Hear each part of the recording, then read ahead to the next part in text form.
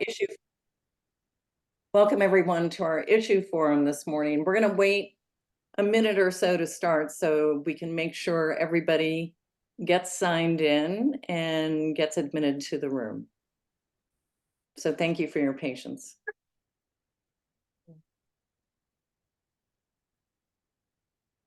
I'm going to go put our dog outside. Okay.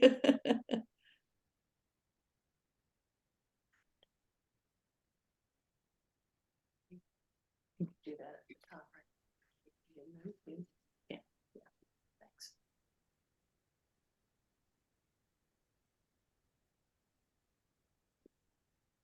Okay, good morning, everyone, and welcome to our local legislators issue forum, hosted by Senator Joanne Janal, Representative Kathy Kidd, and Representative Andrew Basenecker. Today, we are honored to have Eileen McCarron, President of Colorado Ceasefire Legislative Action, and Adam Eichberg, consultant to Everytown for Gun Safety and Moms Demand Action. They're here to discuss gun violence prevention in the state, including reviewing legislation being considered in this session. My name is Beth Jager, and I will be your moderator for the next 60 minutes. After Eileen and Adam's presentation, we will have a question and answer session about today's very important topic. You'll be able to ask your questions in one of two ways. You may either click on the chat button and type your question in, or if you prefer to ask your question live, just hit the raised hand function. I'll see your virtual hand, call on you. Please unmute yourself and introduce yourself. And then after your question is answered, please go back on mute so we can minimize background noise. I also want to note that the chat function is open to everyone today, which means that everyone can see what everyone is writing in there. I do have one last request, and that is when you offer your comments and ask your questions, to do so in a respectful manner so we can set a positive and productive tone for our conversation today. It is now my honor to introduce our two presenters. Eileen McCarron grew up in Florida and received a BS from Eckerd College in math and an MS from Virginia Tech in geophysics. She's had a variety of careers: computer programmer, geophysicist, advocate, and math teacher. When in Texas, she became active with Texans Against Gun Violence and brought her passion for improving public safety to Colorado when she and her husband Bill moved here in 1999. In the year 2000, she was one of the founders of Colorado Ceasefire and has since worked on grassroots lobbying on the issue of reducing gun violence. She is currently the president of Colorado Ceasefire Legislative Action, which has been involved in Colorado's enacting 23 gun reform laws. Not all of her life is consumed by politics and political advocacy, and somehow she finds time to read, garden, sing, and play piano. Adam Eichberg is a consultant to Everytown for Gun Safety and Moms Demand Action. He's been involved in gun violence prevention movement since 2013, when immediately after the Aurora Theater shooting, he was hired to advocate for common sense gun legislation at the Colorado State Capitol. Since 2013, Adam has been involved in all of the major gun violence prevention legislation, including helping to pass universal background checks, the high capacity magazine ban, Colorado's red flag law, raising the age to purchase to 21, and the 3-day waiting period. Welcome to you both, Eileen and Adam, and I will turn the session over to you. Thank you, Beth, and I'll pull up our presentation.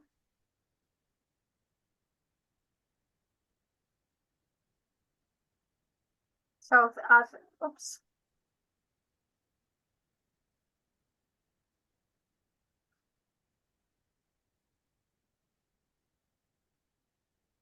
So thank you for the introduction. And I just to start this slide because actually this year On April 20th, it will be the 25th year after the Columbine massacre, which is very important to people in Colorado, and a strong memory of that awful day.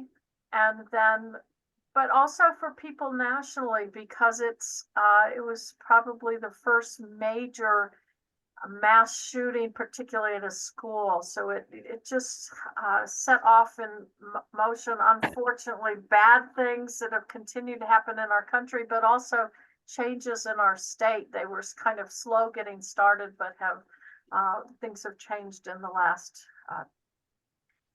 12 years or so. So first thing, I just wanted to set the stage of where we are in Colorado on gun deaths in 2022, and that's the last year for which we have official data. There were 1,033 deaths, of which 304 were homicides, and homicides have been rising, but as you can see, the major gun violence deaths in our state are suicides, and there are also unintentional, undetermined, and legal intervention that I didn't list those, but the major portion of gun deaths are suicides. It's about 70% now. Some years it's been as high as 80. In 2023, this is unofficial data. There were 252 homicides that year. So you can see we've gone, it looks like we went down a little bit last year, which is great. I would say, looking at data, again, unofficial data from the Gun Violence Archive, it looks like we are even higher than last year and even higher than 2021 in terms of homicides just in the first part of this year, which is quite distressing. I often put this up to talk about how things change and how we are able to enact laws on gun reform or to loosen gun laws, and it's totally what the makeup is at the legislature. In years that there's what I would call a trifecta of having all three, the House, the Senate, and the gubernatorial office, all the governors, all in the same party, then a gun legislation can move and be enacted. So back in 1999, there was the Republicans had everything, and as you can see, they had the House and Senate for years. Back in in 99, it'd been like 40 years that they were in control of the legislature, or close to that. There were a lot of bills moving to loosen gun laws, and then the Columbine incident occurred that I just mentioned, and everything came to a halt. The 2000 election, I put that black bar there because that's where things really started to change in this state. The Dems took the Senate for the first time, but nothing moved because we had a mixed legislature and a governor. There was, and then in 2003, the Republicans took the House and Senate back. They took the Senate back, and they had their trifecta, and that's when they passed the concealed carry law we have, and also a preemption, which we've overturned the preemption, but there will be no overturning the concealed carry. There might be changes in doing little things on it. And then you can see in years that the Democrats have had the trifecta, that's the years that I put the blue arrows there, that we have enacted a number of gun reforms. You might wonder why there were no real gun reforms done in the years like 2007 to 2010, and that's because we had a lot of pro-gun rights Democrats, and enough of them to stop anything from advancing. So what do we have for bills this year? The first one we're going to talk about is, for just a second, Adam's going to talk about this. Great. Thanks, Eileen. Thanks everyone for joining. Before I talk about this slide, I do want to just make a quick comment on the last slide, and that is that, well, Eileen did point out that in the preceding decade, gun violence prevention legislation has been almost entirely partisan. There have been a few small breaks. There have been a few moments where there is bipartisan agreement on bills. And I think I just give a little bit of commentary from the perspective of the groups that I represent. And that is that we are working very hard and continue to work very hard to try to build bipartisan support for gun violence prevention measures. And that while we have relied primarily on one party to pass our legislation, we look forward to the time when these issues are seen as more universal and that both teams come to the table. And, we've had, like I said, a few examples here and there of that, and we're looking forward to more. So Eileen, if you want to move on, I can jump into a couple of the bills that are moving this year. What the moderators and sponsors have asked us to do is run through a series of legislative proposals. I think that we have 10 or so, and Eileen and I are each going to talk just for a minute or two about them. And then, as Beth said, we can do some Q&A at the end. So I have the pleasure of starting with Senate Bill 3, which is a bill that would allow the Colorado Bureau of Investigations to investigate illegal firearm activity. Currently, those investigations are only delegated to either the county sheriff or the city police force. And this would allow CBI, the Colorado Bureau of Investigation, to create a special unit to investigate gun crimes, particularly what we colloquially call lie and try. So if you know that you are a prohibited purchaser because you have a conviction that would prohibit you from owning a gun, or you have a domestic violence restraining order, or you have a number of other prohibitors, and those prohibitors are both state and federal, but you still go to the gun seller and attempt to buy a firearm. Right now, there's nobody to come and figure out what it is you've tried to do and why you did that, and whether you are up to no good or you just plainly forgot. And so the idea is that CBI would be able to come in consultation with the locals and take a look at illegal gun activity. This bill has passed the state Senate and is awaiting action in the state house. Eileen, you want to go to the next one for me? Just a second, something happened. I don't know why. I've got a pencil here.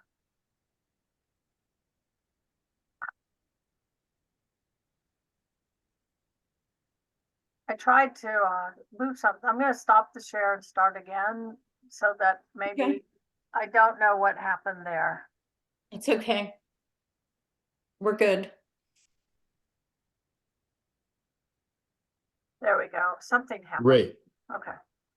Great. The next bill that I'd like to talk about is Senate Bill 66. I should note the last bill and this bill are both sponsored. We're both sponsored in the state Senate by Senator Tom Sullivan. Tom has been a champion for gun violence prevention legislation since he was elected to the legislature. Tom lost his son in the Aurora movie massacre and has been like I said, a national champion. Senate Bill 66 is the Firearm Merchant Code bill. So right now, when you go to the grocery store, or you go to the department store, or you even go to the hardware store, all of your transactions are processed by credit card companies if you use your credit card. And those transactions are assigned a code to tell the credit card companies and other people who have permission to view that data what it is that you've been buying. So if you go to the hardware store, your purchase gets coded as hardware. You go to the grocery store, your purchase gets coded as food. Currently, in current law, firearms do not have an identifier in the credit card merchant codes. They are just identified as sporting goods. And what we have seen throughout the country is that there are people who go and make huge purchases of firearms. The Aurora Theater shooter, as Tom testified to in committee, spent $10,000 on ammunition in the preceding weeks before the shooting.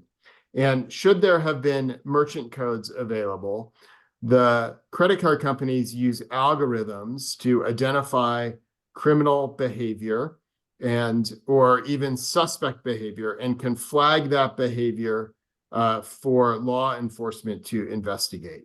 So the merchant code build is really simple. It just adds a simple code on the back end of the transaction. The purchaser never sees it, doesn't affect their transactions at all. And that information then is captured by the credit card company and available to the credit card company and ultimately to law enforcement if they have an appropriate subpoena to view, to investigate criminal activity. This bill has also passed the state Senate and will have a hearing this Thursday in the State House.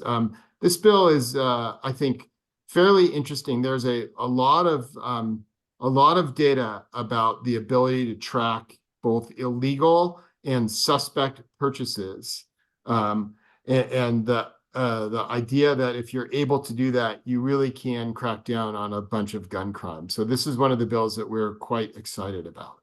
Eileen, I think I'm going to now turn it back to you to talk about a couple bills, and then I'll get it back in a minute. Okay, Senate Bill 131 is a sensitive spaces proposal, and it would prohibit firearms either open or concealed in public spaces that are considered sensitive. And the both the Heller and Bruin U.S. Supreme Court decisions allow for regulations of guns in sensitive spaces. So it isn't. Comes under the Supreme Court permissions, although how broadly they will interpret the sensitive spaces is another question with the Supreme Court. But if you look at the list, a lot of the places that are listed as sensitive spaces deal with children, parks, recreation centers, daycares or preschools, churches and synagogues, stadium amusement parks, and that would be zoos also, and libraries. So a lot of those deal with where there are children involved. And actually this was something back in 2014 that we were quite active on in Ceasefire about the fact that the Denver Museum of Nature and Science was a site that they put up. They had to take down their concealed carry or their guns not allowed in the premises signs that they had there. And we had we went and talked to the owner, and or the president of the board there, and they said they had to because of the 2003 concealed carry law, and because the Denver Museum is owned by the city of Denver, even though the museum itself is a private entity. And we were concerned because you see all the school buses lined up outside the museum so there are lots and lots of children in the museum every day. There are also other places that are listed that you realize that they're vulnerable people, homeless and domestic violence shelters, mental health and hospital. There's a problem across the country of people upset at hospitals when they come in and being armed and creating problems. And then the others are obviously with bars. Actually, 33% of homicide perpetrators were intoxicated at the time that they committed their crime. And this is a gun homicide. And surprisingly, 30% of the victims in gun homicides were intoxicated at the time of the crime. So there's a high correlation between alcohol abuse and gun violence. And also on university campuses, this was attempted in 2013. We tried to do this, but it was one of the bills that failed in 2013. So this one includes university campuses. Testimony was taken on this proposal this week. They did not take a vote because there's a major amendment coming, which I think in order to get over hurdles, they are probably going to remove a lot of these spaces here and more tightly fit it to Bruin, but I'm not sure on that. I've just heard that. Eileen, can I just jump in before you leave that slide and say Okay. that the idea behind sensitive spaces, and Eileen, you hit on this, but I think it's worth noting, is that the Bruin decision talked about regulating places as opposed to people and firearms. So the sensitive spaces bill is a direct answer to the Bruin decision, and folks feel very strongly in the legal community that it is constitutional and sort of the next wave of how we deal with gun violence prevention in the United States. I think, as Eileen said, the bill introduced here was a little broader than the places listed in Bruin, and I think that the bill will be pared back a touch to directly mimic Bruin, and hopefully we'll move forward from there. So I just wanted to add that bit of commentary. Thank you, Adam. The other is on domestic violence protection orders. I have to say this bill is pretty lengthy and involved in legalese language, but one of the main things of interest to us is that it will have temporary protection orders for domestic violence handled similarly to permanent protection orders, and of interest to us, that includes firearms relinquishment. What was really very interesting this year is that this bill passed the House on I think would only lost 4 votes in the House, which was kind of amazing. And I think part of it, even though it mentions firearms relinquishment, I think it partly is because one of the prime sponsors is the minority leader in the House, Rose Pugliese. And so it's on to the Senate. It passed Senate second reading the other day. It might have even, I'm not sure if it passed third, but I'll have to go check from when I made these slides up. Why is it so important that we have firearms relinquishment with domestic violence victims or the abusers? And that is that a victim of domestic violence is 5 to 8 times more likely to die if her abuser or his abuser has access to a firearm, and more likely than someone who's a victim of DV who their abuser doesn't. So firearms is heavily linked with the fatalities that are seen in domestic violence. There were 94 fatalities in 2022 in the Attorney General's report, and I believe it was in the 80% of or something of that nature that were those murders were accomplished using a firearm. And to point out too that the domestic violence, the victims aren't necessarily the spouses or partners. It also can be the children. We've had several children killed this year in a dispute between the parents and murder suicides. So it can be children and also other people that are surrounding and involved. So this is a very important bill to have, and it is wonderful that it has had bipartisan support. Great. I think I'm going to take a few more from here. House Bill 1174 deals with concealed carry weapon training. So in Colorado, you are allowed to carry a concealed weapon if you have completed a concealed carry training class and you have a permit from your county sheriff. Currently, the requirements for the training class are fairly light. It's a requirement is a 2-hour class. There is no requirement that you actually handle a firearm, and there is no standard curriculum for those classes, and it can be partially online as well.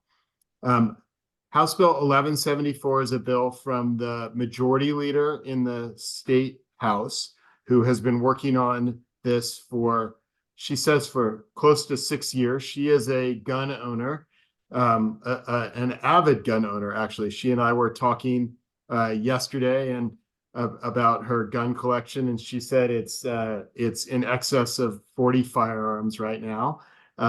But she really believes that if you are going to concealed carry, which she does, that you ought to be well trained. And so her bill 1174 will now create an 8-hour class requirement that includes at least 2 hours of live fire training. And I think that's the most important part of the bill, because prior to this, well, if this bill doesn't pass, you could go and get a concealed carry permit without ever handling a firearm. Literally, you don't even need to bring a gun to the class. This will require you to spend at least 2 hours on the range and demonstrate competence with that firearm. And then the training curriculum is also now set in statute and includes a bunch of the things that Eileen has listed on this slide. There's a test at the end that you have to pass. And then every 5 years, you have to renew your permit and you have to take a 2-hour refresher course. Currently, you don't have to do that. You just have to reapply for your permit. This bill is very, very exciting to us, and I think really changes the dynamic around concealed carry. I will note that one of the arguments that I've been making to people as I talk about this bill is currently, to get your permit to hunt in Colorado, you have to take a 12-hour class that includes live fire on the range training with a rifle. And you had to do that. And if you juxtapose that class against the current 2-hour concealed carry training class, I think you see a huge difference. So again, this one's real exciting to us. It passed the state house. It's waiting for action in the state Senate. And it's the last thing I'll say about this bill, and then I think Eileen wants to chime in, is that the Colorado police chiefs support the bill. And through a bunch of hard work by the sponsors, the Colorado Association of Sheriffs, county sheriffs, has gone neutral, and a handful of sheriffs actually support the bill, which is, as Eileen will happily agree, a real game changer for us. The sheriffs have typically been opposed to most of the gun violence prevention measures, and having them on board on this really is an important milestone. Eileen, did you want to say something about this one? Yeah, this is something that Ceasefire has been working on since 2018. We even did polling on it. It was like 90% approval by the citizens of Colorado in that poll. And part of the thing that just kind of irked us is that the concealed carry law passed in 2003 actually has the words that are at the bottom, that the class is the purpose of the class is to demonstrate competence with a handgun. That is in the current law, but we know there are many classes they never actually fire a handgun, fire a firearm at all. So this was just to address that. It's been a kind of loosey-goosey way that the concealed carry program has been run in terms of the classes. Great. And in the interest, I'm looking at the time, and I know we want to make sure we have time for questions. So I'm going to speed up and do a little less commentary. House Bill 1270 is a proposal to require every firearm owner to have a liability policy in the case of an accidental discharge of their firearm. So folks know your homeowner's insurance, if you are a homeowner, already typically has a liability rider that covers actions like this. But what this will require is that on your renewal or on your application to new insurance, that the insurer will note to you that owning a firearm may, not will, but may increase your premium, and that storing it safely and being a responsible owner may decrease your premium. This bill is would be very novel. It would be the first of its kind in the country. We still have a bunch of work to do on it to get it right. We've been spending a lot of time with the insurers, but we're excited about the prospects either this year or in the future of passing something that looks like this, so that folks really are aware that firearms are both dangerous and it could have an impact on your premiums. Eileen, you want to flip to the next one? House Bill 1292, also known as the assault weapons ban, would prohibit the sale, purchase, or transfer of assault weapons in Colorado. As folks know, assault weapons are the weapon that is primarily used in mass shootings in the United States. The AR-15 is one of the most popular firearms in the country. It was designed as a weapon of war, and the advocates, including the organizations that I represent, believe that weapons of war have no place on the streets of America. And so this bill would prohibit the future sale. It would not prohibit the possession if you already own one. It would not come to anyone's home and take their guns. It wouldn't require anybody to turn their gun in. And it certainly, notwithstanding what the other folks are saying, wouldn't ban 80% of the guns that are currently for sale in Colorado. One important note on this is that a lot of folks say, well, if you pass this, people will just drive to Wyoming or drive to Nebraska and buy their AR there. I want to let folks know that federal law requires gun sellers who have an FFL, a federal firearm license, to follow the gun laws of the state of the purchaser. So if this bill were to pass in Colorado and I were to drive to Wyoming and go to the gun store, that gun seller is prohibited from selling me a gun, a firearm, an assault weapon as defined in this bill, because my driver's license is from Colorado. So, this notion that you can just drive across the border, I obviously can't ensure that everyone will comply with the law, just like I can't ensure everyone will drive the speed limit, but there is a prohibition, a federal prohibition on selling to a buyer who is a prohibited buyer in their own state. I think I'll leave it there, and Eileen, flip it back to you so we can try to get through these last 4 or 5 bills. But I just want to note, though, if they drove to Wyoming and went to a gun show, they could find a gun salesperson who's not an FFL and perhaps buy them. So there are, and lots of this is because the national laws are so weak in some ways. House Bill 1310 is dealing with school safety, and largely it's dealing with what are called these school security officers, which is an undefined term in state law. And this bill will define what is a school security officer. And it requires extensive training, like training of an SRO, a school resource officer. They have to pass a background check, undergo psychological evaluation. They are contracted with the school district. They have to have a concealed carry permit. They can only take the handguns into schools, not others.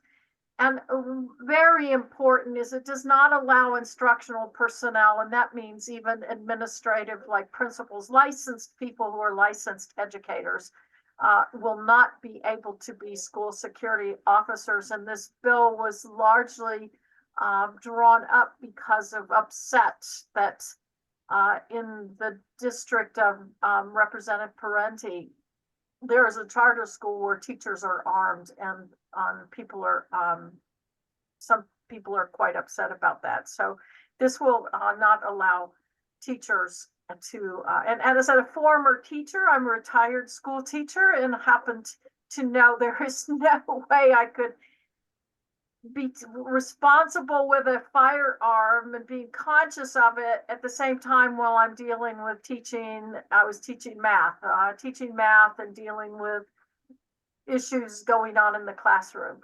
So it's kind of ludicrous, I think, for teachers to be armed. And also the schools will have to have a policy for how the school security officers engage with the students. And they have, I call it a double locked. If there are firearms stored overnight in the off hours at the school, they have to be in a locked closet or room inside a locked storage case. So it's they're very important for storage. There was a hearing scheduled, but it got snowed out, and I didn't check the calendar last night to see if it's been scheduled, but last I looked, it hadn't been scheduled. Yesterday, the House considered the vehicle safe storage and had quite a robust debate that I listened to. The reason this vehicle safe storage is important is that in Colorado, we have passed a lot of laws to try to keep guns from going to people who shouldn't have them, who are felons, domestic violence abusers, adjudicated mentally ill, and especially youth. But unfortunately, they're getting them. And one of the routes that they're getting these, and particularly with youth, the youth gun crime has gone up in the last few years, is one of the routes is the stolen guns. And so in Denver, and we pick on Denver because they're probably the only ones who are collecting this data to the degree that we can analyze. I tried to find it for other places and couldn't ascertain anything statewide being done. But last year in Denver, there were 1,221 stolen guns. 856 of them were stolen from vehicles. That's where they're getting them.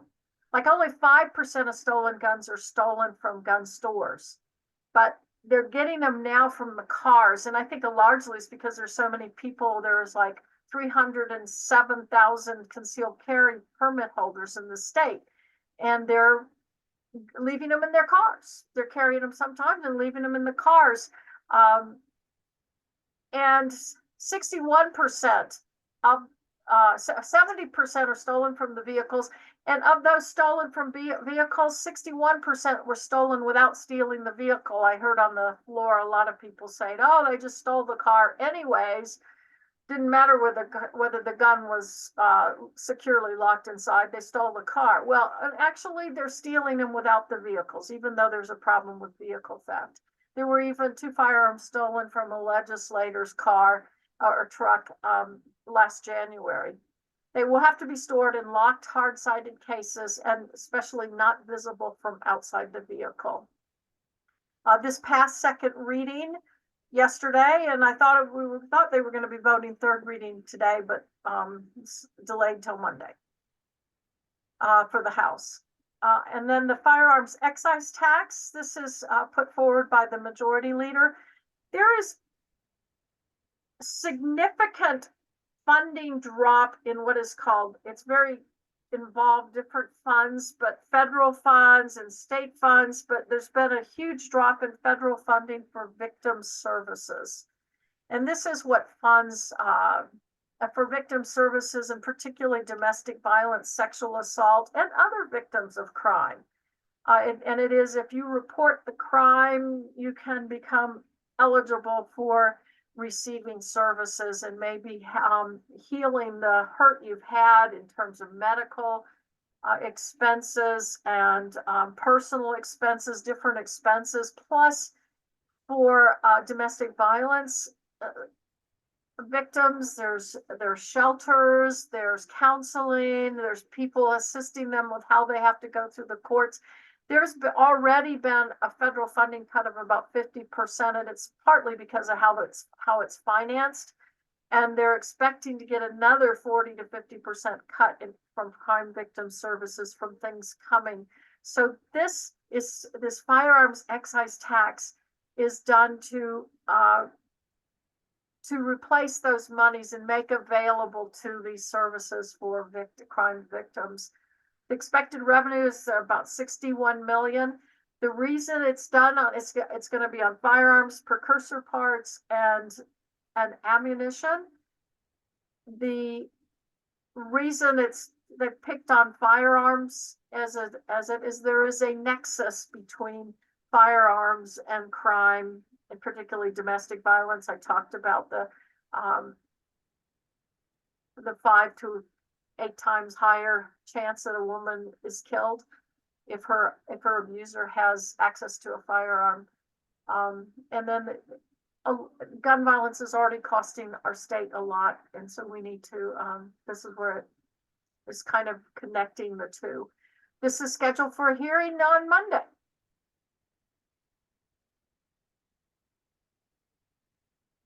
Thanks, Eileen. And I get to close it down here with the last bill that we're going to talk about, and that is the gun seller licensing or permit to sell.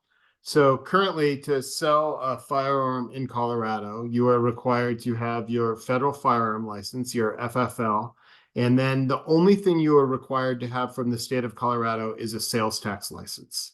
There is no special license to sell firearms, even though there are special licenses in Colorado to sell things like cars or marijuana or alcohol.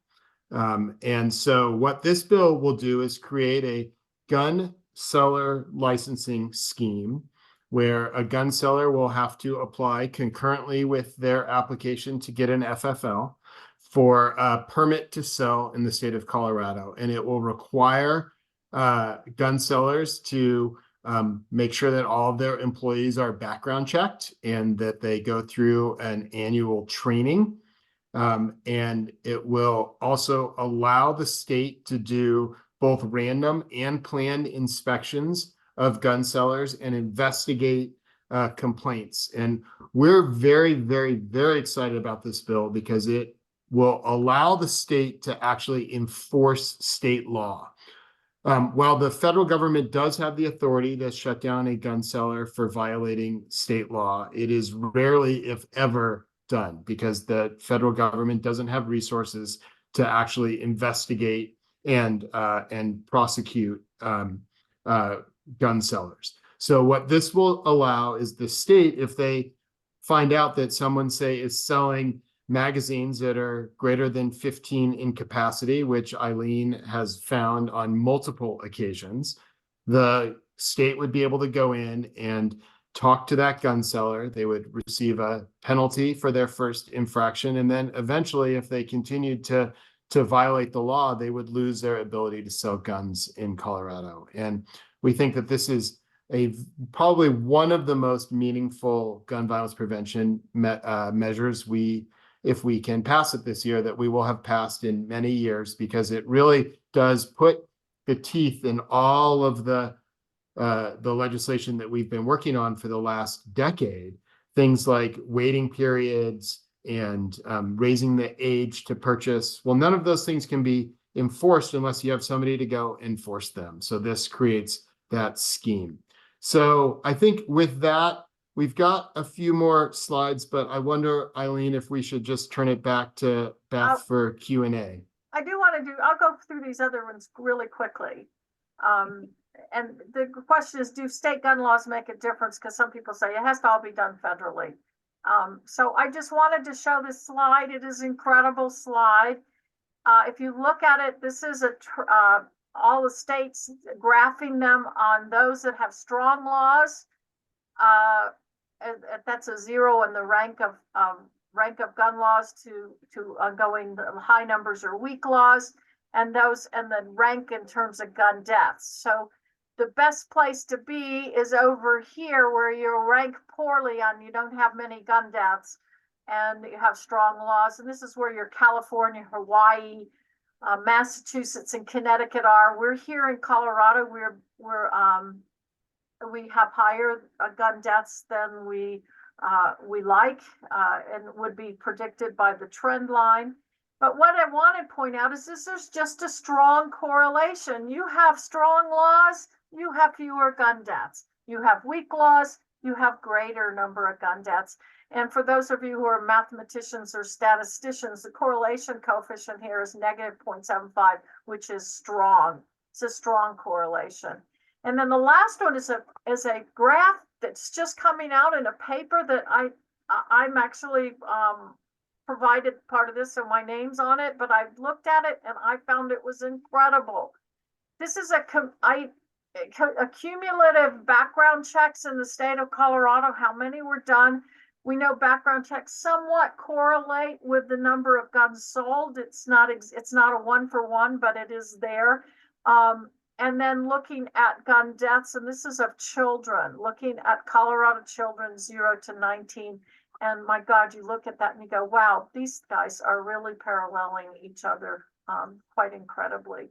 So last thing is just thank you for listening. And if you want, you can sign up for our newsletter on Colorado Ceasefire just by going to that webpage, and there's a sign up sheet there. And we generally put out 1 or 2 emails a month. And we don't inundate people, but we'll do a little more during the legislature, especially this season, because there are so many gun bills. So we'll go there to questions. Great. Thank you so much, Eileen and Adam. That was very informative. Let's open up the question and answer session. Remember, you can type your questions in chat or raise your hand and I will call on you in the order that I see questions come in. So, Eileen and Adam, Robbie Moreland asked a couple of questions during your presentation. One, I believe, relates to the bill on merchandise codes for firearms and ammunition. The question is, do credit card companies alert police with this bill? The short answer is they have the ability to, that there is no requirement that they do. But as I said, when I talked about the bill, they have both fraud and criminal activity algorithms that they run on all credit card purchases. And if something were to pop, just like those of us who have credit cards, I know that I get those text messages that says, suspected fraud when I try to buy something strange or in a different state, or if I'm traveling out of the country. So those same sorts of alerts would go to local law enforcement, and then local law enforcement would have the decision whether or not to pursue that. So that's I think that should answer it. Hopefully. Thank you, Anna. I heard that the algorithm for doing this, they intend to implement it like this summer for looking at the firearms dealers. And because California has enacted this merchant code, so they can start doing it this summer if we get having the same thing that companies in Colorado that do charge cards, that the charge card company need to put the firearms dealers on it. Thank you, Eileen.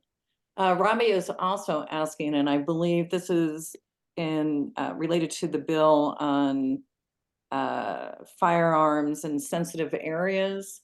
Are music venues included? Thinking about the Vegas shooting. Yes, it's in the current bill. In the current bill, it includes can't remember. I think theaters, amphitheaters, large public gatherings, essentially. Yes. Okay. I had to think a second because they're all the long list, and I was thinking yes. And just one more question from the chat before we go to hands up here. Robbie also asked, where is Governor Polis on House Bill 1292? Oh, Yeah. that's it's a complicated question. And it depends on the day. Yeah, each group went to talk with his office to encourage him to sign it. It's got quite a path to go through to get to his office, though, before he sees it. It's a tough one, and I think it will be, if it comes to his desk, it's going to be a tough decision for him. And like Adam says, might switch with the day. Okay, thank you. Beth DeHaven, do you want to ask your question? Yes, thank you. First, I'm Beth DeHaven. I'm one of the co-leads for Moms Demand Action in Fort Collins. And just want to thank Eileen and Adam. Adam, I've seen your name, but it's nice to finally see you. So thank you both for being here. Appreciate the update. I think I counted 10 bills. So this is an amazing year, the most ever, I think, for gun violence prevention since I've been in Colorado. Pretty sure it's the most. I just want to thank all of the representatives here too for having this forum and for their support for a lot of these bills and just helping this to get through. I guess my main question is, I see all these bills and I'm a bit concerned, I guess, in support of all of these. Is this too many for 1 year? And I think there was a gun violence prevention caucus that I know kind of fell apart. I know that Senator Sullivan, who has been a champion for so much in the past, has not been in support of the assault weapons ban. And I have heard him be very, I guess, a little bit negative on the fact that the representatives are not coming together to decide which bills, get introduced and so forth. Do you see that? And I guess I would ask even the representatives on here, do you see this as an obstacle now, not having this caucus?